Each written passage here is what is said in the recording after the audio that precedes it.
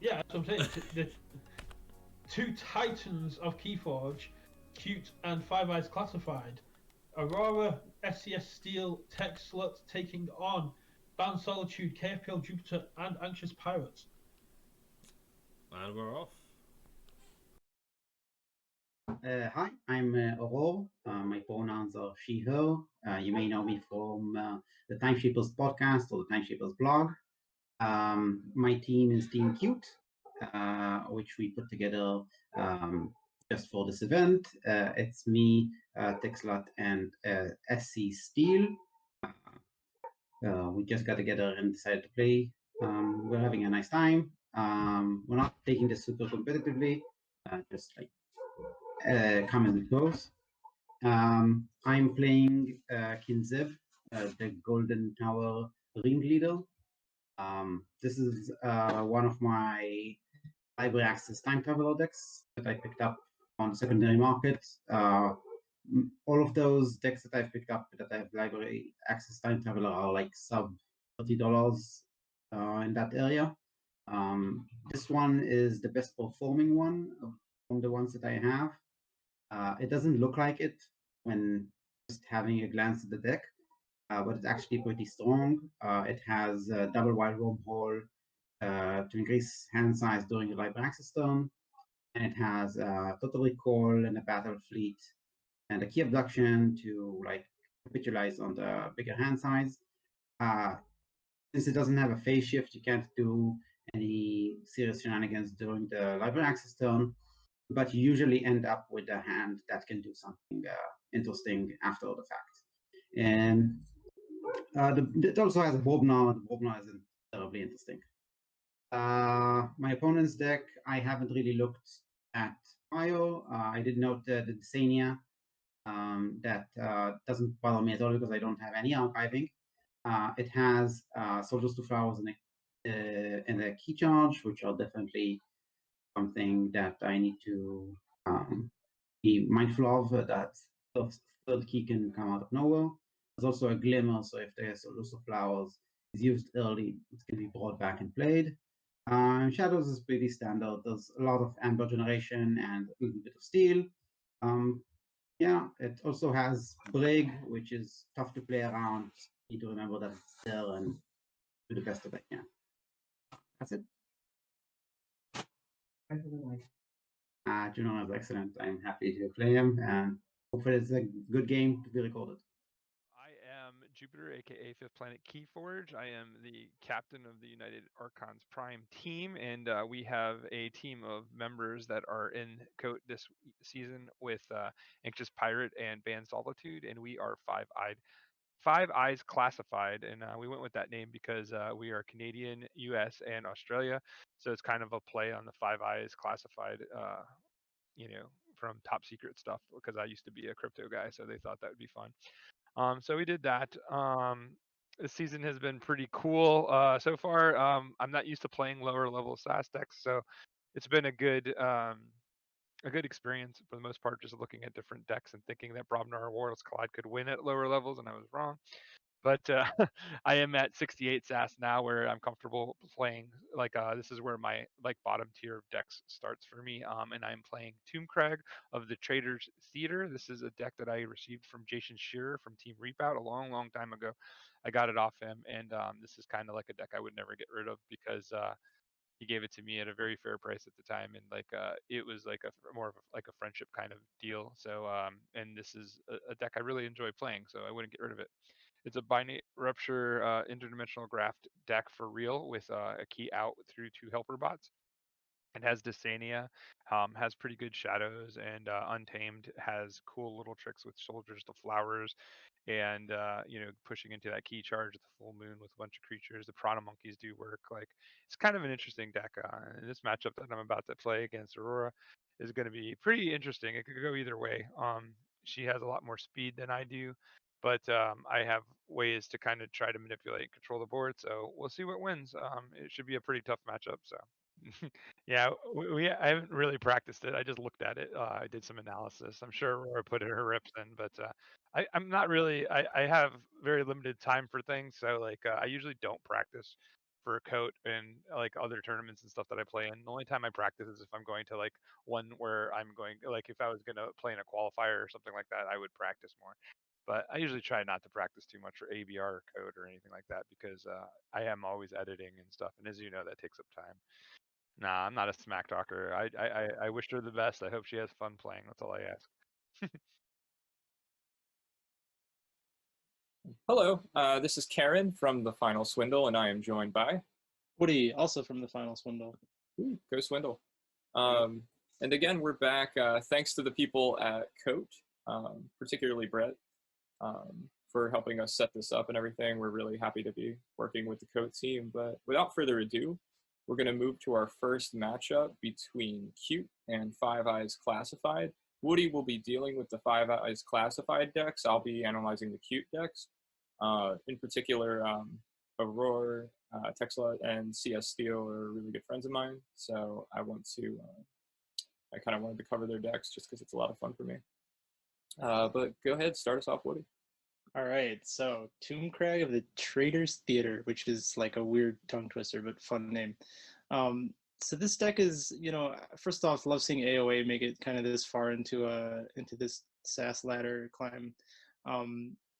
The first thing I notice is the Logos house. I think this is like the house that's going to sort of determine the rest of the deck in my mind. Although there's lots of great things happening in the other two houses. I say that on the one hand because it's a Brig deck, Binary Rupture, and Interdimensional Craft. But the Double Helper Bot and Dysania, I think, are really, really fantastic. I don't know how much archiving is in your deck. I should have looked, but it's possible that there's We'll none. Cover that in the Yeah, it looks like there's none.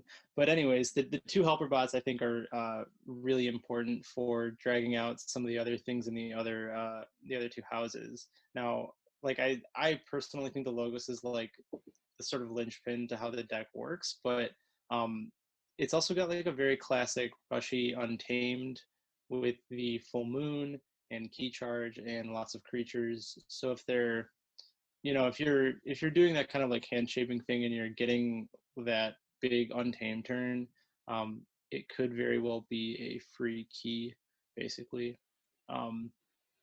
Now the Shadows is really interesting because it's got sort of those, typical cards you want to center a Shadows house around: Miasma, Swindle, Ronnie. I actually quite like the amount of like small creature control that you get in it, with Sack of Coins, Throwing Stars, Whistling Darts. It's like not a ton always, but depending on the deck you're facing, it like does just enough to kind of clear boards and stuff like that.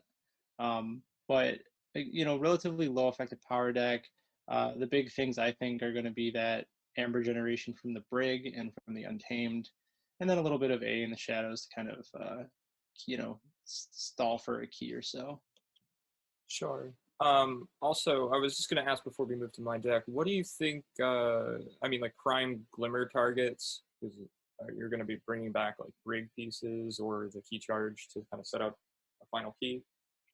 Something like that. I was thinking about that. And with Glimmer, it makes it so that if you need to take an early turn where you like helper bot out a full moon or something, or even a life web or something crazy like that, especially the full moon, if you're getting a couple of turns out of that where you're generating 3-4 amber on it, that's pretty great.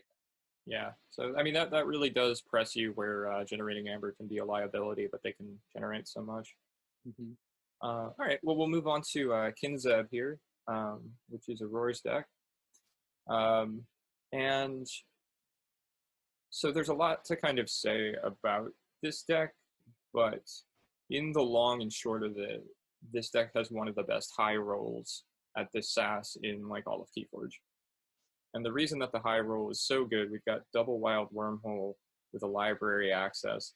And if you look through the deck list, what is kind of like a hallmark of what Aurora is trying to do with these massive library access time traveler combos is there is only one bad hit in the entire deck for those Wild Wormholes when you're doing that library access combo, which is the Ammonia Clouds, which is not actually even that bad of a hit. maybe the head of the huge, but we're talking very, very small negatives. So your wormholes are actually maxed out during that library access combo. And for those of you that have not played those decks, where you have the library access time traveler, you're going to get 3 draws during the library access turn when you play the time traveler. And then you're going to get 2 draws off of a wild wormhole, because you're going to get the card that you put. You're going to get one for the wormhole and one that you played. So if you can manage a time traveler, you're +2 off the time traveler, +1 off of each wormhole, so you're +3 if you even have those 2 cards, and then you're going to continue your combo even further and further. Mother is going to max out your hands, but that's the kind of Logos house, is this super optimized library access combo. And the other thing is, when you pull off such a combo, if you're lucky enough to high roll, obviously that's what you're prepping for the whole game, right? You then set up a situation where you're playing essentially a 2-house deck, right? Because you're going to zoom through all your logos, or a good amount of your logos. So if we look at the other houses, if we think about kind of high rolling with those houses, what's really interesting is we have the Battle Fleet and the Key Abduction. So if you do hit the library access combo, that Battle Fleet is going to hook you up to basically get a Key Abduction, right? If you have that massive Mars hand. The other thing is, you could also hit that Battle Fleet during the library access turn via a wormhole, which is just an awesome hit. Obviously, you're going to be plussing off the Battle Fleet, plus you get the cards for the library access. And then we have the Brobnar, which is massive effective power, double gauntlet, so it can ready and fight. One card that I've been really, really up on, especially against Mass Mutation, is Fire Spitter, because it's going to knock all the wards off. And in particular, a lot of bad matchups for KOTE are knocking wards off of things. Now, moving to the specific matchups here, we've got a ridiculous high roll in this deck versus a deck that can really, really punish a high roll. I mean, obviously, it kind of goes without saying, right? So, we can generate a bunch of amber, but more we're trying to, populate that board. But if we do happen to have this massive library access turn, we might end up in a situation where we're kind of primed for a brig. What do you think? Yeah, it's interesting, because when you were describing this high roll in this Logos house, and I think the Mars house is also really really complete, really well rounded. Yes. And the Key Abduction is totally in play, but it's interesting. I mean, Tomb Correct does want to punish any massive high roll. I don't know. I think it really depends, how good of a library access turn you can get out of it. Yeah. Well, I mean, one of the big things is in this particular matchup, one thing I didn't mention is that you can hit that total recall on library access turn, which makes it totally absurd. Yes. And of course, a total recall is going to fuel your Key Abduction, because it's going to bring your non-Mars back to your hand as well. I think your main out, if you're playing Kinzeb, is to try to actually get that Key Abduction for a key. Yes. Because I need to cheat that key before you can brig me, essentially, right? Yeah, I think that's right. But it's also if you're generating, because total recall, if you hit that on a Logos turn, you might actually be in a kind of a tough spot, depending on how much amber you're getting for it. Because certainly, if you get too much, the brig is going to be absolutely massive, and there won't be any response. There's no, you don't have a graft or a too much to protect or anything to respond, really. Right. So I do worry about that a little. Yeah, so it really does come down to that. I feel like if Kinzeb is able to high roll and remain unpunished, which isn't out of the question, right? We can be kind of just fine over here. We both have the key cheat, and we both have a relatively viable key cheat, so we can call that a wash as far as cheating that third key for the win. Yeah. You can get it twice, but that's unlikely. So it's really do I get brigged? And the miasma in Tomb Crag is going to make it more likely that I might be able to get brigged after a high roll. I mean, Aurora's, again, is an extremely strong pilot, so she's not going to put herself in a situation, but... She does have an EP as well, so... Yeah, she does have there's an EP. a little bit of, if if she's because in order for Brig to work, obviously you're 40. So if she can play an EP after that, I mean, it's tough. Brig is tough like that, obviously. No, I mean that's a great answer though, right? Like It is. if you can hold your EP instead of fueling the turn with it, instead of fueling library access turn with it. Yeah, although I would say that like if Tomb Craig is having a turn post Brig and EP hasn't been played, it's like there's a good chance they can just generate a ton of amber on that play as well. So it's like it's all going to be about timing, I think. I do think though with Glimmer, Key Charge, and Double Helper Bot, you could see that Key Charge more than once, depending on Yeah. how Well, fast. I mean, Glimmer, you're not gonna be able to help her bot into the Glimmers, but No. yeah, No. yeah. But if you're taking an Untamed turn to get a Key Charge back in hand that you've already played previously, and it could come out on a Logos turn, which there's like it's weird that the Logos is viable and that it could bind it Rupture and then Key Charge or something like that. Sure. Yeah, no, I mean, I think that you hit the nail on the head. It's all about timing.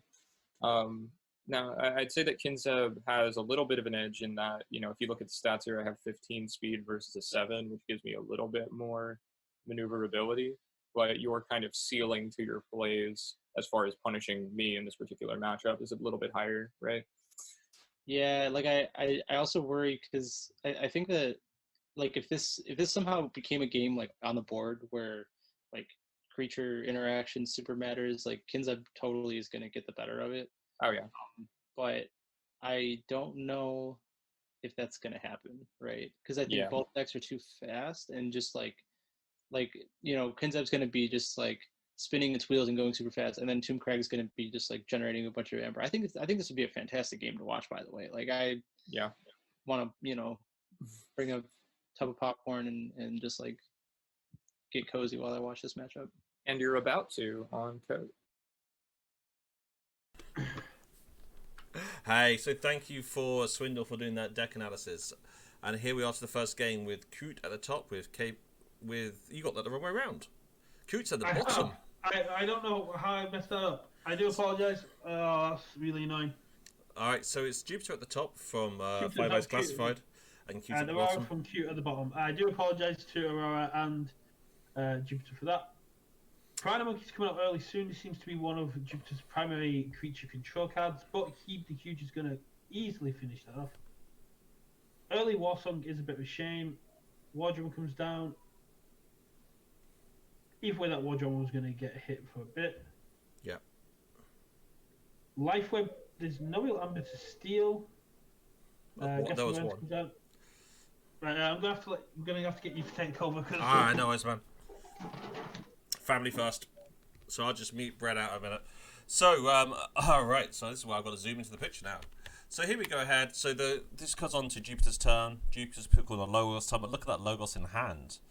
I mean, okay, the graph's not too useful. Do you use it or do you play it? But the Helper Bot can come out, then play Throwing Darks off that. Or Umbra. Yeah, he said Throwing Darts. And then Interface will probably stay in hand. Oh no, he played Interface. What's discard Interface? What did he do Interface? Oh, Interface is gone. So, come on to now Aurora's Logos turn. Coming through here. Wild Wormhole, always an interesting gamble. What's that going to bring out? Bonus icon, Fleet Battle, plays Battle Feat. And then Jupiter comes in with the first key. Then we have another Logos turn for Jupiter, but then looking at that hand, that's not too surprising. There's the Interface that was still in his hand. Now he's played it to get the one off Aurora for the one over leftover Amber. What else has he got there that he can pull through? He's got Pip. He's going to reap with Helper Bots. No, to play Helper Bot, sorry. And then come through. Pip comes into play.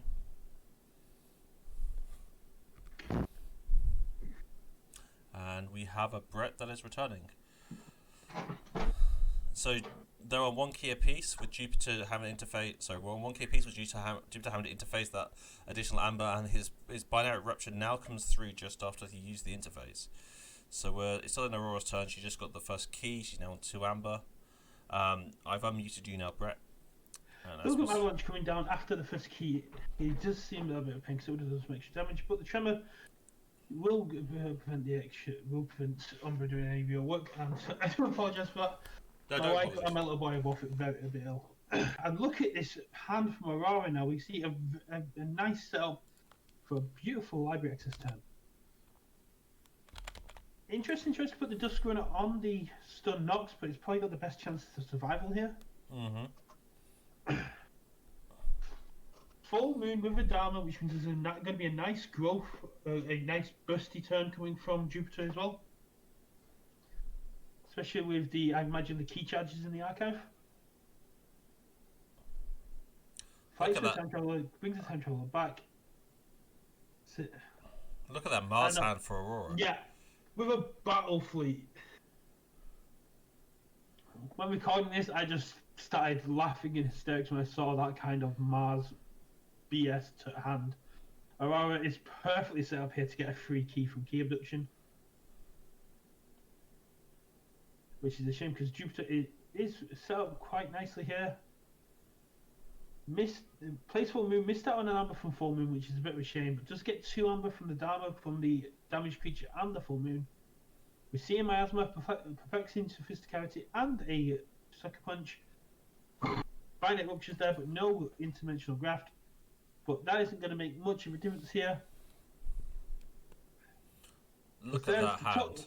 Total recall into the free key for Key Abduction. That is 14 amber in hand with a full beastie hand coming down. And there's nothing in Jupiter's hand that can really stop the creatures here. That's a Miasma that will delay it, but not delay it enough. Miasma will stop it. It will stop for 1 turn, but then that Psychic Network is just going to deplete all of Jupiter's amber. Yeah. Jupiter saying that he was playing a little bit too fast and didn't play the Full Moon first. We've all done it often enough. Perplexing Sophisticality is going to do absolutely nothing here. There's no way Jupiter's going to be on a high amber. There's the Psychic Network. There's the Reap. And we see a Soldiers to Flowers, which means that Jupiter is going to be able to get the key from the key charge. But Aurora is going to take this with 15 amber remaining. What a game. There's not much that can be done there after that setup of the Mars turn from the library access.